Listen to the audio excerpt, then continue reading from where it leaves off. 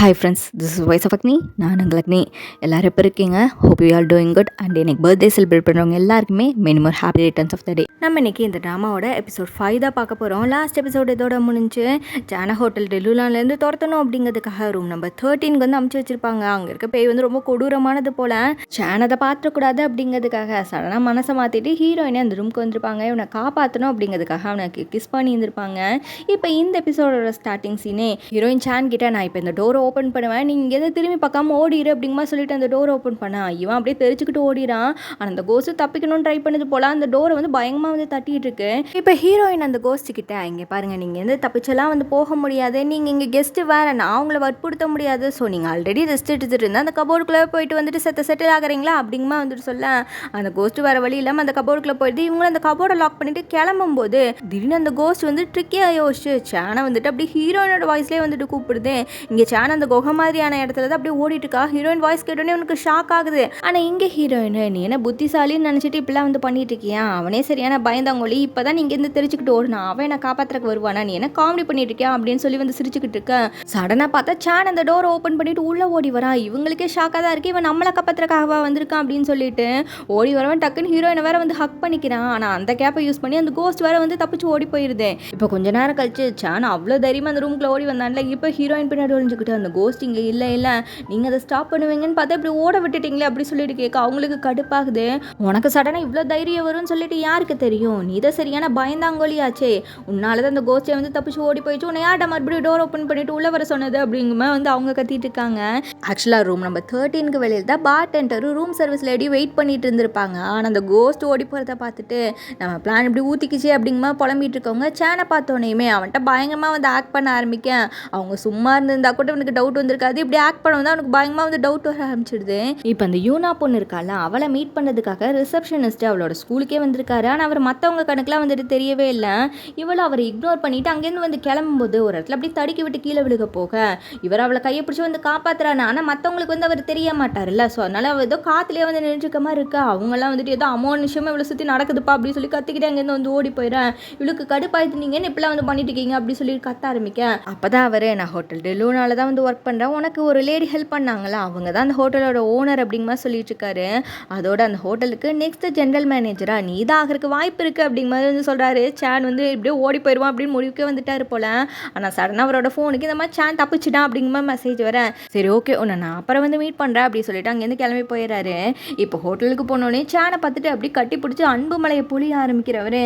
நீங்கள் நல்லா இருக்கீங்களே, நல்ல வேலை, நாங்கள் நினச்ச மாதிரி உங்களுக்கு எதுவும் வந்துட்டு ஆகலை அப்படிங்கமா வந்து உளறீறேன். இவனுக்கு வந்து இந்த டவுட் கன்ஃபார்மே ஆயிடுது, இவங்க எல்லாரோட பிளான் தான் வந்துட்டு இதுன்னு சொல்லிட்டு இப்போ பார்டெண்டரும் ரூம் சர்வீஸ் லேடியோ சேனை எப்படிலாம் அந்த ஹோட்டல்லேருந்து துரத்தி அடிக்கலாம் அப்படின்னு சொல்லிட்டு பிபிடியெல்லாம் போட்டு எக்ஸ்பிளைன் பண்ணிட்டு இருக்கா. ஹீரோயினுக்கு இதில் விருப்பம் இல்லை போல, அவன் இங்கே இருக்கட்டும் அப்படிங்கமா சொல்லிடுறாங்க. இப்போ அடுத்த சீனே சேன் ஹீரோயினை மீட் பண்ணி, என்ன வேணுக்குனே தானே எல்லாரும் அந்த ரூமுக்கு அனுப்புனீங்க அப்படி சொல்லிட்டு வந்து கேட்க, இவங்க வந்துட்டு நாங்கள் எல்லாம் நினச்ச மாதிரி தான், உனக்கு ஒன்றுமே வந்துட்டு ஆகலை, இல்லை நீ நல்லா தானே இருக்கு அப்படி சொல்லிட்டு கேஷுவலாக சொல்ல இவனுக்கு கடுப்பாக இருக்கு. அப்போ ஹீரோயினோட ஒரு இயரிங்ஸ் வேறு காணான்னு சொல்லிட்டு அது கீழே கிடக்குதான்னு பாரு அப்படிங்கமா சொல்ல, இவன் இருக்கிற கடுப்பில் அந்த இயரிங்ஸ் கீழே தான் கிடக்குது, வேணுங்க அந்த டேபிள் கடையில் வந்து தள்ளி விட்டுறான். எல்லாரும் எதுக்காக இப்படி பண்ணிட்டு இருக்கீங்க அப்படி சொல்லி இவன் கத்த ஆரம்பிக்க, அப்போ தான் ஹீரோயின் சொல்கிறாங்க, நீங்கள் வந்ததுக்கப்புறம் தான் அந்த ட்ரீல மாற்றங்கள் வர ஆரம்பிச்சிருக்கு, ஸோ நாங்கள் இங்கேருந்து போகிறதுக்கான டைம் எங்களுக்கு நெருங்கிடுச்சுன்னு சொல்லிட்டு எங்களுக்கு பயமாக இருந்துச்சு அப்படிங்கமா சொல்கிறாங்க. சரி அப்படின்னு எதுக்காக நீங்கள் வந்து என்னை காப்பாற்றுறீங்க அப்படி சொல்லிட்டு கேட்க, நான் உன்னை காப்பாற்ற வேண்டாம் தான் நினச்சேன், ஆனால் எல்லாத்துக்கும் காரணம் அந்த மரத்தில் இந்த இலை தான் அப்படிங்கமா சொல்ல, இலையா இதுவா அப்படி சொல்லிட்டு இவன் பேக்கெட்டில் வந்து ஒரு இலையை வந்து காட்டுறேன். ஆக்சுவலாக அது அந்த மரத்துலேருந்து விழுந்த இலை தான். இவங்களும் ஆமாம், இந்த ஒரு சின்ன விஷயம் தான் என்னோட மைண்டை வந்து சேஞ்ச் பண்ணிடுச்சு அப்படிங்கமா சொல்ல, இவனுக்கு சிரிப்பாக வந்துட்டு இதெல்லாம் ஒரு காரணமானு சொல்லிட்டு அப்போ தான் இவன் எதிர்ச்சியா, நான் உங்களை என்னோட கனவுல பார்க்கும்போது நீங்கள் ரொம்ப கைண்டாகவும் கேரிங்காகவும் இருந்தீங்க அப்படிங்கமா சொல்ல, இவங்க சிரிக்கிறாங்க. நானும் அப்படி இருந்திருக்க மாட்டேன் அப்படிங்கமா சொல்ல, இல்லை நீங்கள் அவர்கிட்ட அப்படி தான் நடந்துக்கிட்டீங்க, அவர் பேர் கூட யூன் அப்படிங்கமா சொல்ல, இவங்க அப்படியே ஃபீல் பண்ண ஆரம்பிக்கிறாங்க. ஒரு ஃப்ளாஷ்பேக்கே வந்து யோசிச்சு பார்க்குறாங்க. யூன் ஒரு மரத்தை காட்டி, நான் இந்த மரத்துலேயே உனக்கு பெரிய வீடு வந்து கட்டி தருவேன், நீ வயசாகிற வரைக்கும் நீ அங்கேயே இருக்கலாம் அப்படிங்கமா சொல்ல, ஹீரோயினும் நானே ஒரு வாரியவர், எப்போ சாவே அப்படிங்கிறதே தெரியாது, நான் இந்த வீட்டில் வாழ்வேனா அப்படி சொல்லி வந்து கேட்டுட்ருக்கேன். இல்லை, ஒரு ஃபார்ச்சூன் டெல்லர் என்கிட்ட சொன்னாங்க நான் ரொம்ப காலம் வாழ்வேன்னு சொல்லிட்டு, ஸோ என்னோட ஆயுசை நான் உனக்கு தந்துடுவேன், உனக்காக நான் சாகணும்னு எனக்கு சந்தோஷம் தான் அப்படிங்கமா சொல்லியிருப்பாரு. ஸோ உயிரை கொடுக்குற அளவுக்கு அந்த அளவுக்கு க்ளோஸ் ஃப்ரெண்ட்ஸ் போல ரெண்டு பேரும். இப்போ ஒரு பொண்ணோட டெட் பாடியை வந்து காட்டுறாங்க. அந்த பொண்ணு கல்யாண பொண்ணு மாதிரி தான் ட்ரெஸ்ஸே பண்ணியிருக்காங்க. அங்கே இருக்க ப்ரீஸ்ட்டு அந்த பொண்ணோட நகம் தலைமுடியெல்லாம் கட் பண்ணி ஒரு குட்டி பேக்கில் வந்து போட்டு, இது உங்கள் பொண்ணுக்கான நல்ல ஒரு பையனை கண்டுபிடிச்சி கொடுக்கும் அப்படின்னு சொல்லிட்டு அவங்க பேரண்ட்ஸ் கிட்ட வந்து கொடுக்க, அந்த பேரண்ட்ஸும் அந்த பேக்கை வந்துட்டு ஒரு லேண்டனில் கட்டி அப்படியே வானத்தில் பறக்க விட்டுட்டு, இது ஒரு நல்ல பர்சன் வந்துட்டு எடுக்கணும், எங்கள் பொண்ணோட ஸ்பிரிட்டுக்கு ஒரு நல்ல க்ரோம் வந்து கிடைக்கணும் அப்படிங்க அப்படிங்கமான்னு சொல்லிட்டு இருக்காங்க. இதை தூரத்தில் நின்று அந்த ஆத்மாவும் தான் வந்து பார்த்துட்டு இருக்கா. அதுக்கு இதில் விருப்பம் இல்லை போல. இல்லை இது இப்படி நடக்கக்கூடாது அப்படி சொல்லிட்டு நேராக வேகமாக ஹோட்டல் டெல்லுனாக்கு தான் வந்துட்டு ஓடி வராங்க.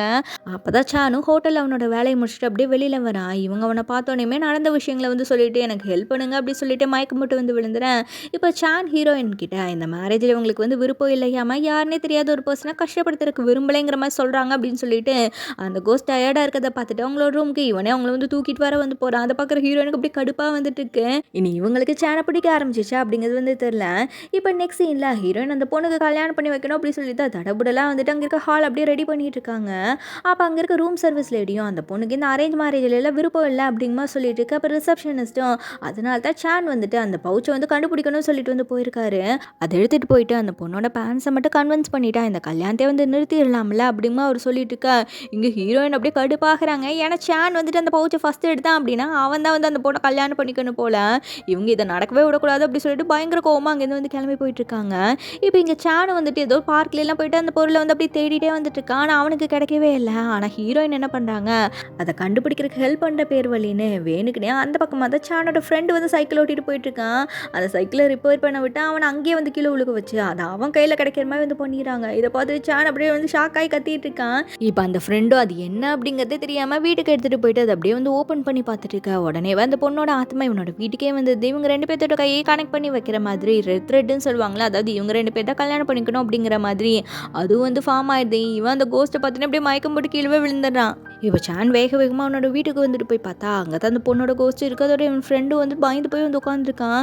இந்த வீட்டில் ஒரு வியர்டான பொண்ணை வந்து நான் பார்த்தேன்னா எனக்கு ரொம்ப பயமாக இருக்குது அப்படிங்கமான்னு சொல்லிட்டு இருக்கான். இப்போ சான் ஹோட்டல் டெல்லுனாக்கு வந்துட்டு போக அங்கே வந்துட்டு அந்த பொண்ணோட பேரண்ட்ஸை ஹீரோயின் வர வச்சிருக்காங்க. ஆக்சுவலாக அவங்க பொண்ணோட கல்யாணத்தை நான் இங்கே தான் வந்து கிராண்டாக நடத்த போகிறேன் அப்படின்னு சொல்லிட்டு எக்ஸ்பிளைன் பண்ணிட்டு இருக்கேன். அவங்களும் வந்து ரொம்ப சந்தோஷமா நீங்கள் வந்துட்டு என்ன வேணாலும் வந்து பண்ணுங்க, அதுக்கான காசெல்லாம் நான் கொடுக்குறேன் அப்படிங்கிற மாதிரி சொல்லிட்டு இருக்காங்க. இப்போ நெக்ஸ்ட் சீன்லேயே ஹீரோயின் ஒரு கிரெடிட் கார்டை வச்சு தான் சந்தோஷமாக வந்து பார்த்துட்டு இருக்காங்க. அந்த பேரண்ட்ஸை வந்து கொடுத்துருப்பாங்க போல. வெட்டிங்காக நிறைய பர்ச்சேஸ் பண்ண வேண்டியது இருக்குது, வா ஷாப்பிங் போகலாம் அப்படின்னு சொல்லி சானை கூட்டிகிட்டு போகிறாங்க. அந்த பொண்ணுக்கு தான் ஏதோ வாங்க போகிறாங்கன்னு சொல்லிட்டு பார்த்தா இவங்க 10 விரல 10 மோதிரத்தை எடுத்து போட்டுட்டு எனக்கு 10 விரல் தான் இருக்குது வேறு அப்படி சொல்லி வந்து கவலைப்பட்டுட்டு வேறு இருக்காங்க. சானுக்கு இங்கே கடுப்பாக இருக்காங்க. என் ஃப்ரெண்டோட உயிரே வந்து ஊசலாடிட்டு இருக்கு, நீங்கள் இப்படிலாம் வந்து பண்ணிட்டு இருக்கீங்களா, நான் பேசாமல் அந்த பவுச் எடுத்து எரிக்க போகிறேன் அப்படிங்கமா சொல்ல, எரிச்சேன்னா உன்னோட ஃப்ரெண்டோட உயிருக்கு தான் வந்து ஆபத்து, கடைசி வரைக்கும் அந்த பொண்ணோட கோஸ்ட் உன் ஃப்ரெண்டு கூடயே தான் வந்துட்டு இருக்கோம், நம்ம கல்யாணம் மட்டும் பண்ணி வச்சிட்டோம்னா அந்த பொண்ணோட ஆத்மாவை வந்து ஆஃப்டர் லைஃப் காமிச்சு வச்சலாம், அப்புறம் எந்த பிரச்சனையும் இல்லை அப்படிங்கமா இவங்க சாதாரணமாக சொல்கிறாங்க. ஆனால் சானுக்கு ரொம்பவே வந்து பயமாக இருக்கேன். அப்போ தான் இவனுக்கு அந்த ட்ரெயினில் கார்டை பார்க்கும்போது அவங்க ஒரு விசிட்டிங் கார்டு வந்து கொடுத்துருப்பாங்களா, அது ஞாபகம் வருது. உடனே அந்த பிளேஸை தேடி வந்து போக அங்கே வெளியில் வந்து பார்மசி அப்படின்னு தான் எழுதியிருக்கு. உள்ளே போய் பார்த்தா இடமே வித்தியாசமாக இருக்குது. அங்கே 2 லேடிஸும் வந்துட்டு இருக்காங்க. பார்க்கறக்கு ஒரே மாதிரி அந்த கார்டு மாதிரி தான் வந்துட்டு இருக்காங்க. ஆனால் 2 பேத்துக்குமே இவனை அடையாளமே தெரியல. யார் பாணி அப்படிங்கிற மாதிரி தான் வந்து கேட்க, இவனும் வந்து நான் ஹோட்டல் டெல்லுனாலேருந்து வரேன் அப்படிங்கமா சொன்னோன்னே, அப்படின்னா நீ மீட் பண்ணது எங்களோட சிஸ்டர் அப்பா அப்படிங்கமா சொல்லிட்டு இருக்காங்க. இவனுக்கு ஒரே கன்ஃபியூஷன் ஆகி போயிடுது. சரி எதுக்காகப்பா எங்கள் அக்காவை தேடி நீ வந்த அப்படி சொல்லிட்டு கேட்க, இவனும் நடந்த விஷயங்களெல்லாம் வந்து சொல்லிட்டு எனக்கு ஏதாவது ஹெல்ப் பண்ணுங்க அப்படி சொல்லி கேட்டுட்டு இருக்கேன். அதுக்கு அவங்களும் உயிரோடு இருக்க உன்னோட ஃப்ரெண்டுக்கு பதிலாக பேசாமல் உங்கள் ஹோட்டல்லே இருக்க இறந்து போகிற ஒரு பையனை வந்துட்டு அந்த பொண்ணை சூஸ் பண்ண சொல்லு, அதுக்கப்புறம் 2 பேரும் கல்யாணம் பண்ணிட்டு 2 பேருமே ஆஃப்டர் லைஃப்க்கு போயிடுவாங்கல்ல அப்படிங்கமா சொல்ல, இவனுக்கு இது நல்ல ஐடியாவாக வந்து தெரியுது. சரி நான் ட்ரை பண்ணுறேன் அப்படிங்கமா சொல்லிட்டு அங்கேருந்து வந்து கிளம்புறான். இப்போ ஹோட்டல் டெல்லுனாக்கு போன உடனேவே அங்கே இருக்க பசங்களையெல்லாம் அப்படியே கூப்பிட்டுட்டு வந்து உட்கார வச்சுட்டு அந்த பொண்ணுக்கிட்ட உங்களுக்கு யாரை வந்து பிடிச்சிக்கோ அவங்கள வந்து செலக்ட் பண்ணுங்க அப்படின்னு சொல்லிட்டு அந்த பவுச்சை வந்து அந்த பொண்ணு கையில் கொடுக்க, அவங்களும் கொஞ்சம் நேரம் வந்து யோசிச்சுட்டு சடனாக சான்கிட்டே வந்து கொடுத்துட்டு, நான் இங்கே இருக்க யாரையாவது கல்யாணம் பண்ணிக்கிட்டா அவங்க கூட சேர்ந்தா வந்து ஆஃப்டர் லைஃப்க்கு போகணும், அதில் எனக்கு விருப்பம் இல்லை, நான் தனியாக போகணுன்னு தான் ஆசைப்படுறேன், ஸோ அதனால் இதை நீங்கள் வாங்கிக்கோங்க, இல்லைன்னா உங்கள் ஃப்ரெண்டை வந்து நான் கல்யாணம் பண்ணிக்கிறேன் அப்படிங்கமா சொல்ல, இவனுக்கு வேற வழி இல்லை, அதை வந்து அக்செப்ட் பண்ணிக்கிறான். இப்போ இந்த விஷயம் ஹீரோயினுக்கு தெரிய வர அவங்க கடுப்பாகிறாங்க. இதெல்லாம் வர இவங்க பண்ணிட்டு இருக்கானா அப்படி சொல்லி வந்து கத்திட்டு இருக்கவங்க உடனே வந்துட்டு யூனா போய் மீட் பண்ணுங்க அப்படி சொல்லி ரிசப்ஷனிஸ்ட் வந்து சொல்லிட்டு இருக்காங்க. இனி எதுக்காக அப்படிங்கிறது நம்மளுக்கு இப்போ தெரியல. இப்போ சானு கல்யாணத்துக்காக அப்படியே ரெடியாகி வந்து உட்காந்துட்டு இருக்கான். ஆனால் அவனுக்குமே ஒரு கன்ஃபியூஷனாக தான் வந்துட்டு இருக்கு. ஆனால் இதெல்லாம் வந்துட்டு ஒரு ட்ரீம் மாதிரி தான், நீ வந்து கண்ணு முழிச்சுன்னா எல்லாமே சரியாக போயிடும் அப்படின்னு சொல்லிட்டு இவன் போய் ஒரு டோர் ஓப்பன் பண்ண அங்கே ஹீரோயினை அந்த காலத்தில் கல்யாணம் பண்ணாலும் ட்ரெஸ் பண்ணியிருப்பாங்களா அந்த மாதிரி ட்ரெஸ் பண்ணிட்டு உட்காந்துட்டு இருக்காங்க. ஆனால் சந்தோஷமாலாம் இல்லை, ஏதோ கோவமாக இருக்க மாதிரி இருக்கு. அதோட உங்களோட கையிலேருந்து அப்படியே பிளட் வந்து ஒழுகிட்டு இருக்கு. ஆக்சுவலாக இது வந்து சானோட கனவு தான் போல. இப்போ கண்ணை முழிச்சு வந்து பார்க்க முன்னாடி ஹீரோயின் தான் வந்து நின்றுருக்காங்க. இவன் அவங்கள பார்த்தோன்னே உங்களுக்கு நான் கல்யாணமா அப்படி சொல்லிட்டு வந்து கேட்க, எனக்கு எங்கடா கல்யாணம், உனக்கு தான் கல்யாணம் அப்படி சொல்லி கத்த ஆரம்பிக்கிறவங்க அந்த பொண்ணுக்கு கல்யாணம் பண்ணிக்கிறதுல விருப்பம் இல்லை அப்படி சொல்லி தான் நீ நினச்சிட்டு இருக்க. ஆனால் அவள் இவ்வளோ நாளாக வெயிட் பண்ணிட்டு இருந்ததே கல்யாணம் பண்ணுறதுக்காக தான் அப்படின்னு இவங்க சொல்ல இவனுக்கு ஒரே கன்ஃபியூஷனாக இருக்கு. இப்போ சான் மீட் பண்ணியிருப்பான்ல அந்த காடோட சிஸ்டர், அவங்க இந்த பொண்ணை மீட் பண்ணி ஏதோ கிஃப்ட் மாதிரி வந்து கொடுத்துட்ருக்காங்க. இப்போ ஹீரோயினும் அந்த பொண்ணுக்கிட்ட நீ ஒரு பர்சனை கல்யாணம் பண்ணிக்கணும் அப்படின்னு சொல்லித்தான் இவ்வளோ நாள் வெயிட் பண்ணிட்டு இருந்தேன், அந்த பர்சனை தான் உன்னோட குரோமா நான் இங்கே கூட்டிகிட்டு வந்திருக்கேன், இனிமேல் நீ சந்தோஷமாக கல்யாணம் பண்ணிக்கலாம் அப்படின்னு சொல்லிட்டு இருக்கேன். இப்போ யூனா ஒரு பர்சனை மீட் பண்ணி உங்களோட கேர்ள் ஃப்ரெண்டுக்கு வந்துட்டு கல்யாணம் அதை நிறுத்தணும் அப்படின்னா நீங்கள் என் கூட வரணும் அப்படின்னு சொல்லிட்டு ஹோட்டல் டெல்லூனாக்கு தான் வந்து கூட்டிகிட்டு வரான். ஆக்சுவலாக ஹீரோயின்ஸோட அந்த பர்சனே வந்துட்டு இவன் தான் போல. இப்போ அந்த பொண்ணு இவனை பார்த்தோன்னே பயங்கரமாக வந்து ஃபீல் பண்ண ஆரம்பிக்கிறா. இவங்க 2 பேர்த்த கனெக்ட் பண்ணி வைக்கிற மாதிரி அந்த ரெட்டுமே வந்து ஃபார்ம் ஆயிருக்கு. ஆனால் ஹீரோயின் இன்னொரு விஷயத்தை இந்த பொண்ணுக்கிட்ட சொல்லியிருப்பாங்க, நீ அவனை கல்யாணம் பண்ணிக்கிட்ட அப்படின்னா அவன் செத்து போயிடுவான் அப்படின்னு சொல்லிட்டு. என்ன நடக்குது அப்படிங்கிறதே வந்து புரியல. ஆக்சுவலாக நம்ம ஒரு பேரண்ட்ஸை வந்து பார்த்துருப்போம்ல, அவங்க வந்துட்டு இவளோட பேரண்ட்ஸே வந்து கிடையாது, இந்த பையனோட பேரண்ட்ஸ் தான். இவங்களுக்கு என்ன நடந்துச்சு அப்படிங்கிறது வந்து தெரியல. ஆனால் அந்த பையன் ஹாஸ்பிட்டலில் கோமாவில் வந்துட்டு இருக்கான், இந்த பொண்ணு வந்து இறந்து போயிட்டா போல. ஆனால் இவளுக்கு இவனை தான் கல்யாணம் பண்ணிக்கணும் அப்படிங்கிற ஆசை இருக்கிறதுனால தான் அந்த பையன் இன்னுமே வந்து உயிருக்கு போராடிட்டு இருக்கான். அவங்க பேரண்ட்ஸும் அதனால தான் இந்த கோஸ்ட்டை வந்துட்டு வேற ஒருத்தவங்களுக்கு கல்யாணம் பண்ணி வைக்கணும் அப்படிங்கிறதுக்காக இப்படி ஒரு விஷயத்தையும் வந்து பண்ணியிருப்பாங்க. அதோட அந்த பையனோட கையில் வந்துட்டு ஒரு ரிங் வந்துட்டு இருக்கோ, அது இந்த பொண்ணு கொடுத்தது தான் போல. ஸோ அதை வந்துட்டு கழட்டுறதுக்கு ரொம்பவே வந்து ட்ரை பண்ணியிருப்பாங்க. ஆனால் அவங்களால அதை கழட்டவே வந்து முடிஞ்சிருக்காது. எங்களோட பையனை வந்து விட்டுருமா அப்படிங்கிற மாதிரி ஃபீல் பண்ணி தான் வந்து அழுதுட்டு இருந்திருப்பாங்க. ஆனால் அந்த பையன் இன்னும் சாகாம தான் வந்துட்டு இருக்கான். இப்போ இவங்க 2 பேரும் கல்யாணம் பண்ணிக்கிட்டாங்க அப்படின்னா கண்டிப்பாக அந்த பையன் வந்து செத்து போயிடுவான். 2 பேருமே ஆஃப்டர் லைஃப்க்கு வந்து போயிடுவாங்க. இப்போ ஹீரோயின் இந்த விஷயங்கள் எல்லாத்தையுமே அங்கே இருக்க ஸ்டாஃப்ஸ் கிட்ட வந்து சொல்லிட்டு இருக்காங்க. இப்போ தான் சானுக்கு வந்துட்டு இந்த விஷயம் வந்து தெரிய வர அவன் வேகமாக இதை நிறுத்தணும் அப்படி சொல்லி வந்து ஓடி வந்துட்டு இருக்கான். அந்த பையனும் நம்ம கடைசி வரைக்கும் ஒன்றாவே இருக்கலாம் அப்படின்னு சொல்லிட்டு இவளை கல்யாணம் பண்ணுறக்கு ரெடியாக. இவளுக்கு இது வந்து ரொம்பவே கஷ்டமாக இருக்குது. என்னதான் லவ் பண்ணியிருந்தாலும் கல்யாணம் பண்ணணும் அப்படிங்கிறதுக்காக இவ்வளோ நாள் வெயிட் பண்ணிட்டு இருந்தாலும் இப்போ அவன் உயிரோடு இருக்கணும் அப்படிங்கிற முடிவுக்கு வந்துட்டா போல. ஸோ அவனை பயமுறுத்தி அங்கேருந்து வந்து ஓட வச்சாரா. அந்த ரெட் த்ரெட்டையும் வந்துட்டு ஒரு சிசரை வச்சு கட் பண்ணி விட்டாரா. ஆக்சுவலாக அந்த காடோட சிஸ்டர் ஒரு கிஃப்ட் கொடுத்துருப்பாங்களா, அது இந்த சிசர் தான்.